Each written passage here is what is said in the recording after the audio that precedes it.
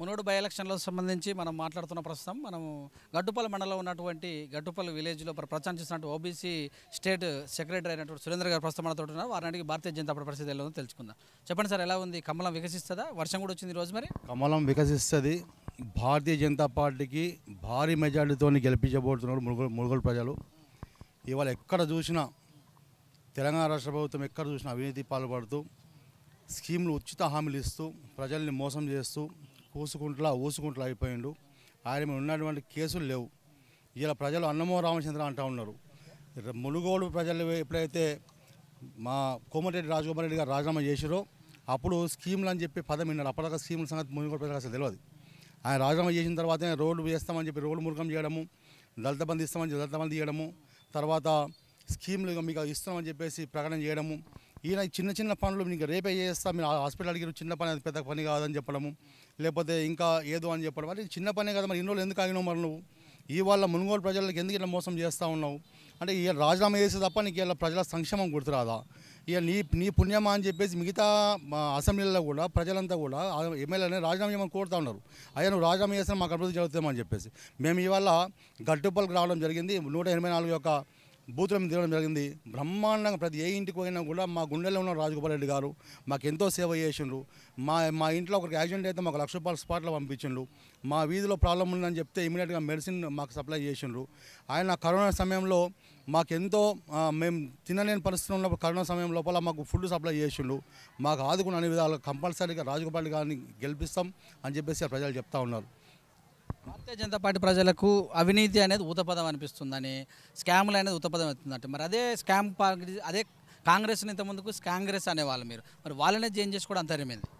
ఇవాళ కాంగ్రెస్ ప్రభుత్వంలో ఏ నుంచి మొదలుకుంటే జడ్డు దాకా అన్ని స్కామ్లే ఉండేటివి. దాన్ని అసలు ఇక్కడ లెక్క పెట్టాల్సిన అవసరం లేదు. కాంగ్రెస్ అనే పదం ఇక్కడ తీయాల్సిన అవసరం లేదు.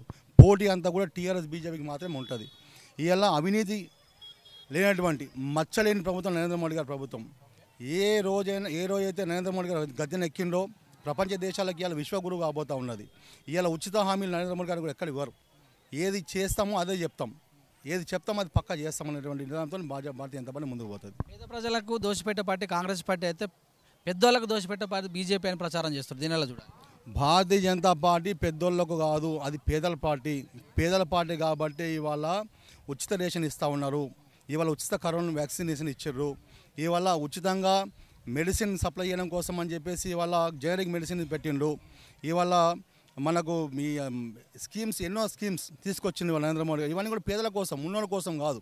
ఇవాళ 100 ఎకరాల ఉన్న వాళ్ళకి కూడా ఇలా రైతు బంధు ఇచ్చుకుంటా నువ్వు ఆ ఉన్నోనికి దోశ పెడతా ఉన్నావు తప్ప లేనోనికి ఇచ్చేటువంటి పరిస్థితులు ఉన్నోనికి ఇచ్చే పరిస్థితి లేదు. 14 లక్షల కోట్లను మరి ఏదైతే బ్యాంకు రాబరీస్ వాళ్ళకు మాఫీ చేసినటువంటి ప్రభుత్వము 1.4 crores రైతులకు మరి ఇస్తే తప్ప అని అంటారు. దీనిలో చూడాలి. రైతులకు మాఫీ చేస్తామని చెప్పినటువంటి ప్రభుత్వము టీఆర్ఎస్ ప్రభుత్వం.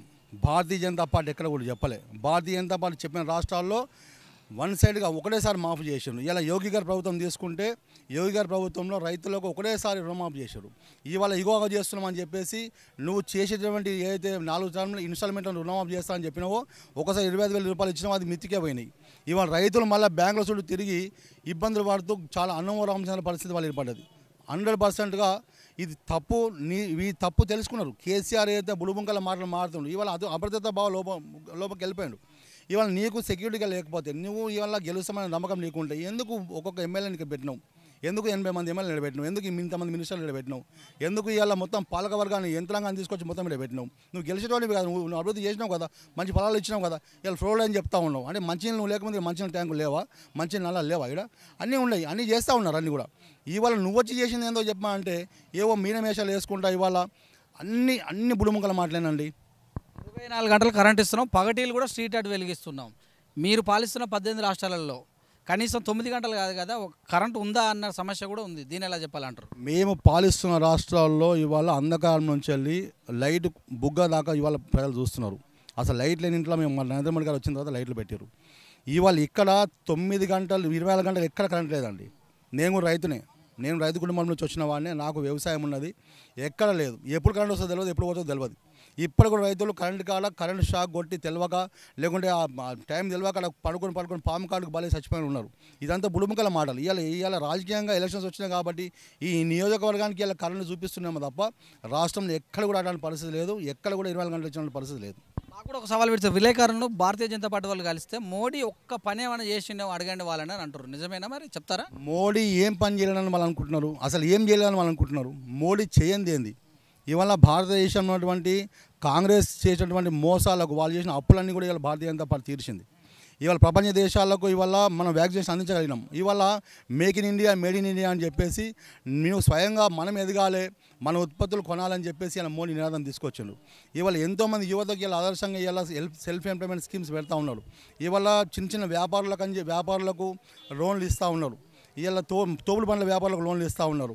రైతులకు పెన్షన్ అని చెప్పేసి డిక్లేర్ చేసిండు. రైతులకు ఏది మనకు వాళ్ళ పంట సంబంధించిన సబ్సిడీ విషయం, ఇలా యూరియా తీసుకుంటే యూరియాలో కావచ్చు, డిఏపీలో కావచ్చు బ్రహ్మాండమైన సబ్సిడీ ఇస్తూ ఉన్నారు.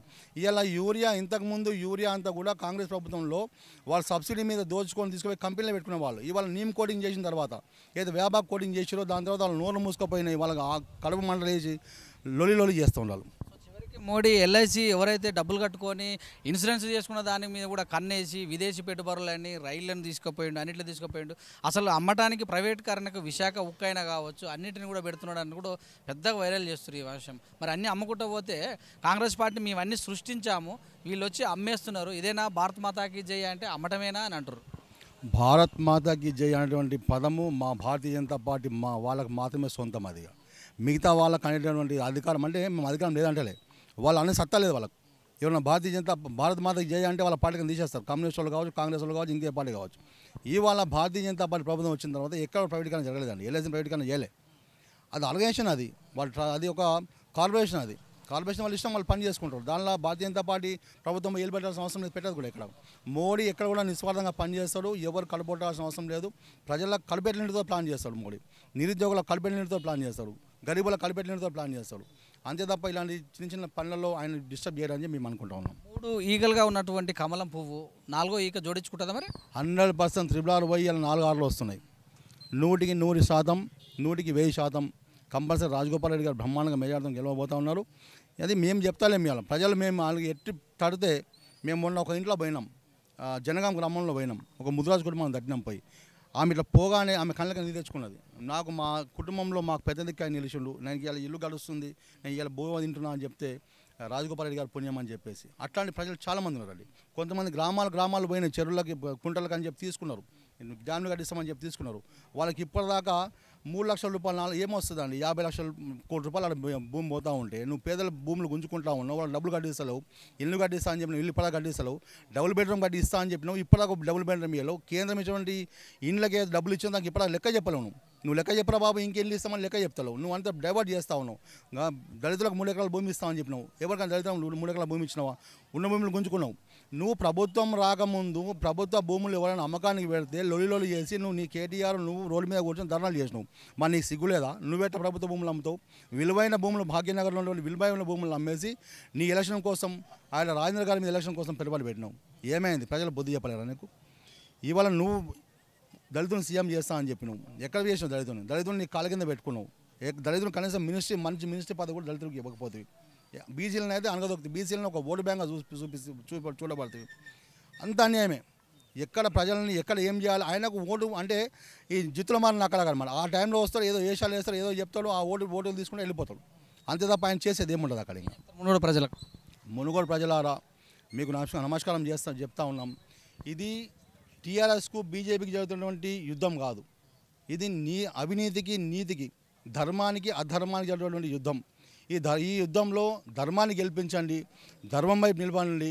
రాజగోపాల్ రెడ్డి గారు రాజీనామా చేసిన తర్వాతనే మీ దగ్గర రోడ్లు ప్రారంభమైనాయి, దళిత బంధు ప్రారంభమైంది, మీ దగ్గర పెన్షన్లు ప్రారంభమైనాయి, మీ దగ్గర మిగతా ఇతరత్ర స్కీమ్స్ ప్రారంభమైనాయి. ఆయన రాజీనామా చేయకముందు ఇవన్నీ ఏమి లేకుండే. కాబట్టి రాజీనామా చేసినటువంటి రాజగోపాల్ రెడ్డి గారు ఇంతకుముందు మీరు చేసిన సేవను గుర్తుంచుకోండి. మీరు డబ్బులకు లేకుంటే ఇంకేమన్నా ఉంటే కూడా తీసుకోండి. అది ప్రజల సొమ్మే, మన సొమ్మే, మందిది కాదు. మీరు తీసుకోండి. అయినప్పటికీ కూడా ప్రజల సొమ్ము తీసుకొని వాడైతే ఖర్చు పెడతా ఉన్నా మనకు బుద్ధి చెప్పాల్సిన అవసరం ఉన్నది. రాజగోపాల్ రెడ్డిని బ్రహ్మాండంగా గెలిపించండి. మీకు కావాల్సినటువంటి మేము మొన్న ఏదైతే మేనిఫెస్టో రిలీజ్ చేసినామో మన కాన్స్టిట్యున్సీకి నరేంద్ర మోడీ గారిని ఒప్పించి ఈ యొక్క కాన్స్టిట్యున్సీని ఎలా డెవలప్ చేయాలో మొత్తం ప్లాన్తో ఉన్నారు కాబట్టి డెఫినెట్గా బ్రహ్మాండంగా డెవలప్ చేస్తారు. తప్పకుండా గెలిపిస్తారని ఆశాభావం వ్యక్తం చేస్తా ఉన్నాం.